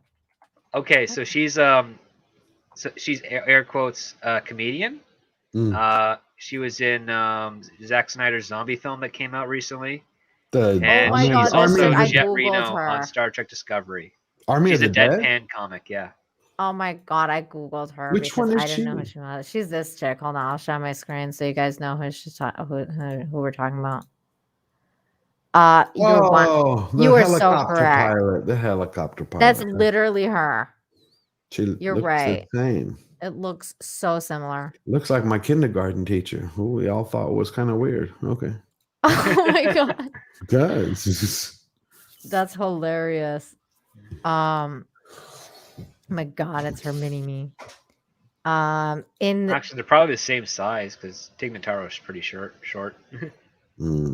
Okay, so people are saying that that's a tattoo. I always thought it was makeup, but I guess you're right. It's probably a tattoo, but I don't know. It just didn't seem like. Because I was wondering what do they do before each battle? Like, I am shocked, by the way, that George wasn't looking at Naomi's chest for like 4 seasons. How's that even possible? That's crazy. She's always wearing those outfits. This is the first season, or at least that I've seen, where she has that open She always has it open. She's always had it open. I didn't pay attention to her chest. I don't know why. I think George is not looking at boobs. I like big boobs, so I guess she didn't have, so it didn't pull me in. I don't know what it is. I there's mean, not they kind of enough dropped, even though there's no gravity in space for her, the poor woman. They kind of dropped in season 3. Ouch! Damn, script doctor. God. Well, there's no bras in space because there's no need for them and zero gravity. So. Oh my God! Didn't like George Lucas say that to Leia? Yep. Well, it wasn't just to Leia, to like everybody. to like everyone, but like I remember she talked about it because she was like, "There's no gravity in space. You don't need bras in space." Gave her gaffer tape to cover up her nipples and keep things in place. So really? Oh yeah. I didn't know that. Wow. No Which excuse, is George. I have found from a number of actresses, they say is, well, it's uncomfortable at first, is way more effective than a bra. Oh wow. Yeah, that's crazy. Wait, hold on. Somebody said something really funny about bras. Okay, here it is. Space bras are called spas. I don't know why that It's a spazier. A A spazier. Oh God, that's good. Okay, so then they're talking and they're like, "Oh my God, you guys, we need to put an end to this war." And she's all like, "Fuck you, bitch, fuck you." Literally, that's a line. I'm not making this up. It's like 5 fuck yous. It's like it was like fuck you. I was like, she's going for the Meryl Streep award, and for in space. Because she knows that she has to join with Avasarala if she wants to defeat Marcos and bring some balance back to the belt. Wait, do we see a fuck you here? Hold on. Let me see if I can catch one. Fuck you. No fuck yous. Come on. Where's the fuck yous? Come on. Give me a fuck you. They're right before the hug. Let me see. Oh God. I just like accidentally clicked on my Word document. And it's like, I hate when you do that. No, it would have been cool if Bobbie had a tattoo on her chest. That's different. I would have noticed. I'm sure you would have. Mars. They don't believe in self. Yeah. Like that. I don't know. There it is. Fuck you. Okay, I got one. Oh, you found it? I got one that said fuck you. It was just an odd, funny scene. I was like, it was hilarious. She's just like, fuck you, bitch. Like, oh, you got her with the perfect pouty face. It should be like a meme. What do you say when you're about to die? I'm hurt. Enemies united. They weren't enemies, though. They were friends. Avasarala and Drummer. Oh. I know, but it's almost like they make it sound like they're getting married. It's like, we have a common enemy. It's typical. Those two people become allies when you have a common enemy. Yeah. I thought it was kind of dragged out. It's like, you made it work for her? Oh, like, get over yourself. You know what you're going to do already. This was a long time coming. This should have been done in episode 1. This handshake and everything, this whole scene, should have been done in episode 1. I think that this is like, that was the thing. They should have united forces in the first or second episode. In response to the Free Navy, it's like, okay, Ceres is crippled, it's missing food. This woman brings in a whole bunch of supplies stolen from the very guy that stole this food for years. Mm-hmm. It's like, okay, we have to pair up to take him out. Yeah, I think this entire scene needed to have been done in episode 1. They basically talk things out. They're just kind of like, we have a common enemy. We need to join forces. We need to get rid of him. Marcos needs to go. And they finally shake hands. And she's like, I'm not gonna lead your people. Because she's concerned, like, my people aren't gonna take orders from you. She's like, I don't want them to. Basically, you're their leader. But we're just uniting forces into getting rid of Inaros. That's what we need to do. They needed to do this in episode 1. I'm really or two. Because I understand if, like, the first episode needed to be a setup episode to have certain things go down. But this could have all been fleshed out, I think. Right. And then have like a big giant space. Honestly, I would have rather have a big giant space battle for 4 episodes rather than all of this, and then have like the last, like the episode 6 be a giant space battle. It would have been cooler to see like a progressional space battle for like 4 or 5 episodes. I think it would have been way cooler like that. Yeah, seeing a crippled ship, trying to survive. Yeah. Yeah, like, I agree. Dude loses his arm in the middle of the battle. Like, that kind of stuff would have been cooler. Like, it would have been thrilling. It would have been cooler. Oh, he lost his arm. Now we can't, like, oh, our bat of fucking regeneration shit is messed up. We can't grow his arm back. And he's like just basically down for the count because they're in the middle of a battle. They can't go anywhere. He's just like, out. And she's trying to figure things out. Everyone's trying to join forces and win this battle. It would have been way cooler for 3-4 episodes of just a extended space battle. Right. Jane Theory says, I get it though. She's working with a person who tortured and terrorized her people. It's like aligning with bin Laden to take out Hitler. Ooh. I can understand that comparison. Yeah. Ooh. But it's almost, but it's also like a bin Laden that's been, not bin Laden anymore. Because she even said in this episode, like, I used to do this and this and this, and I'm not that person anymore. Yeah. Hang the belters on the hooks. She's not bin Laden anymore. Maybe she was, but she's not like that anymore. And Drummer is not the same Drummer either. Yeah, I think Attack of the Mountain. Maybe it's America aligning with Stalin. That's true. I think it's a little bit closer to that. Mars looked down on everyone, though. They're the French in space. Oh, man. Yeah.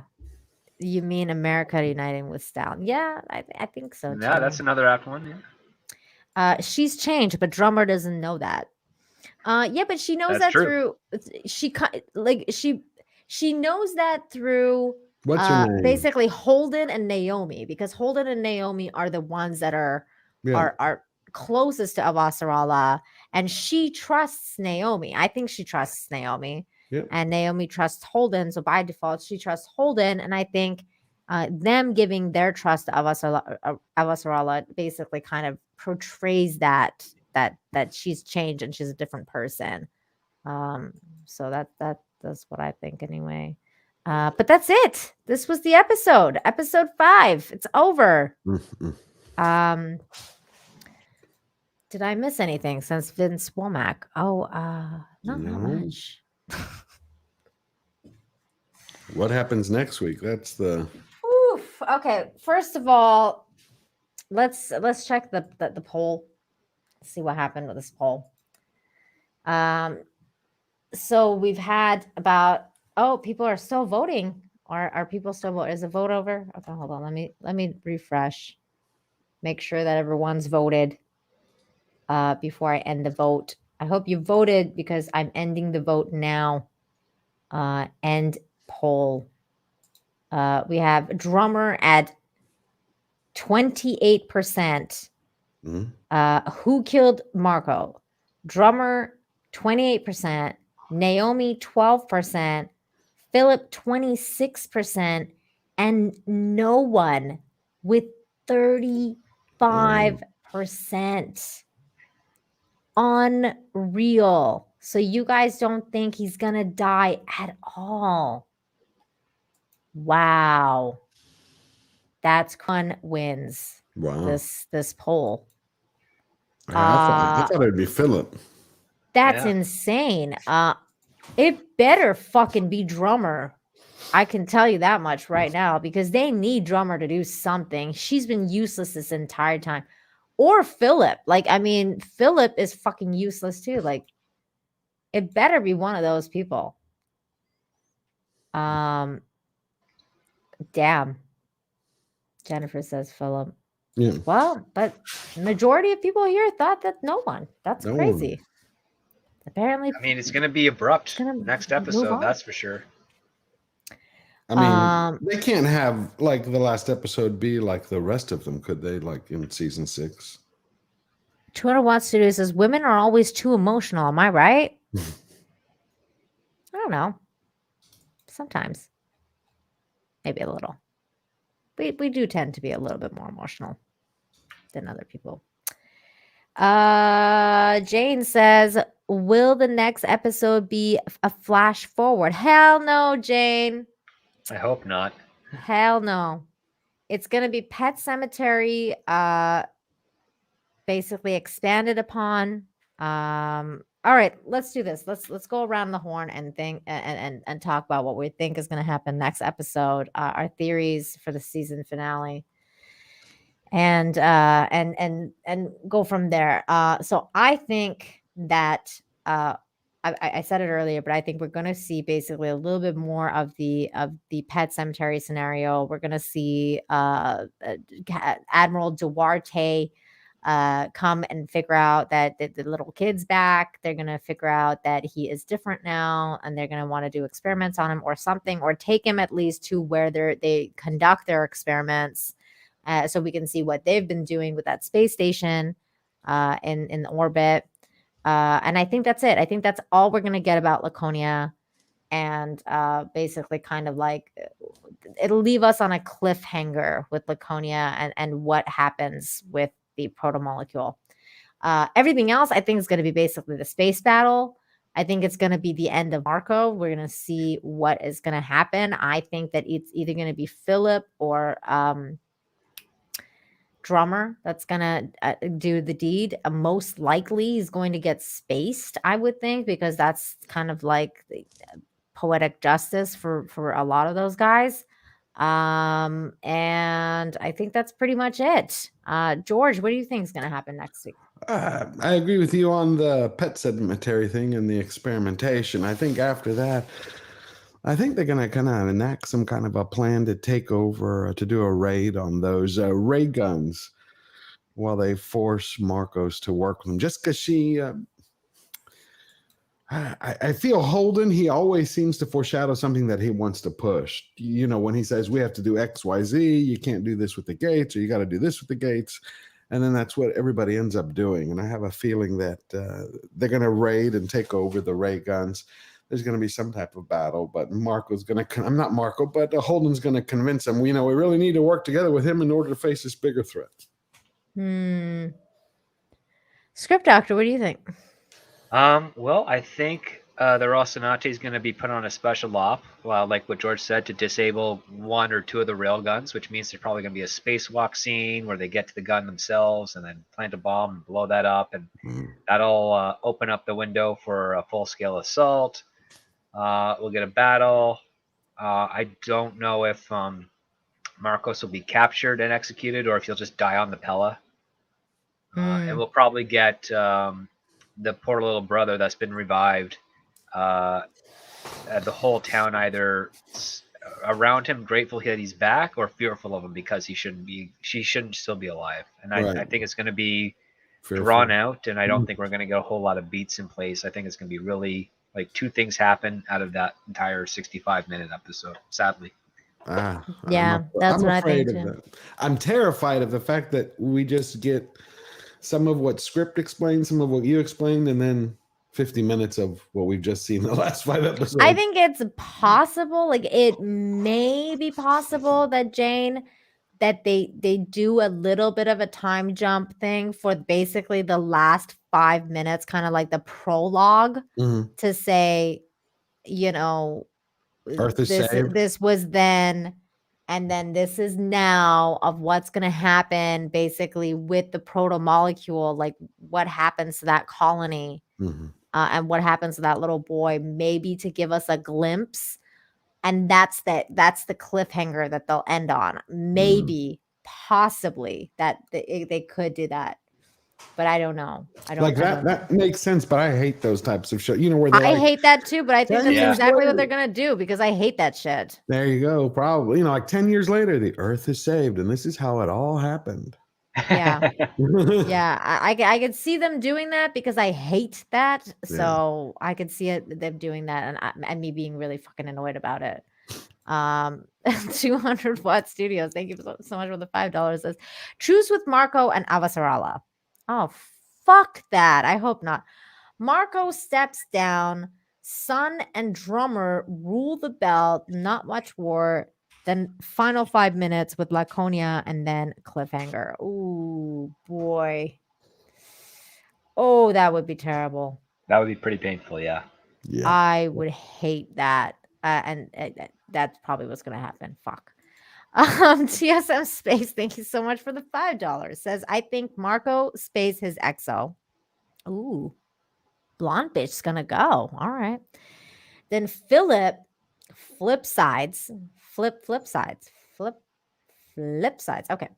Philip flip sides and then takes a skiff with his homie to desert and then Naomi and drummer kill Marco.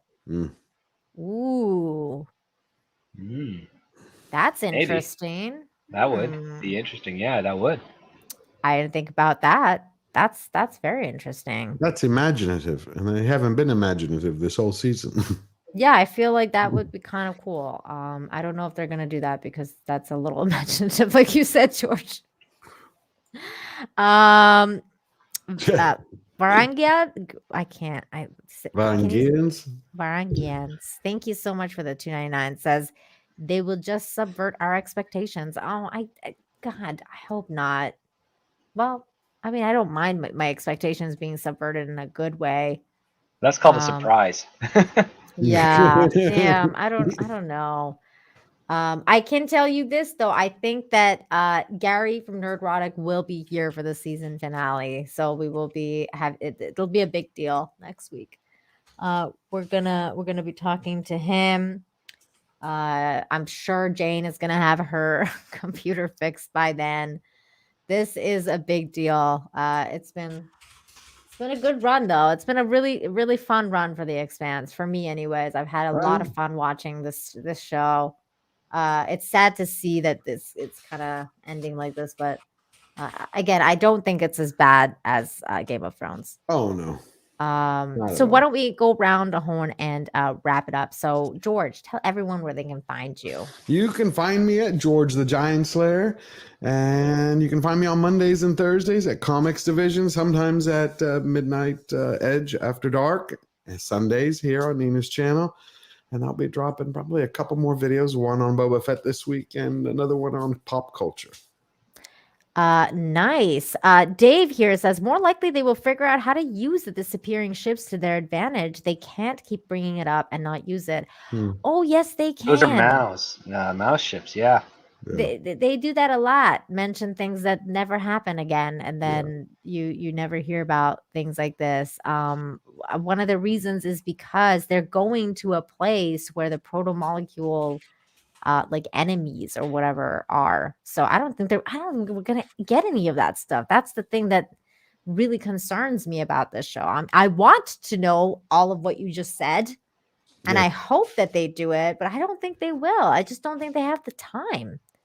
But we'll see. Minutes. We'll find out. We'll find out. Jane said he'll be here. You better be. You better be, Jane. Script Doctor, tell everyone where they can find you.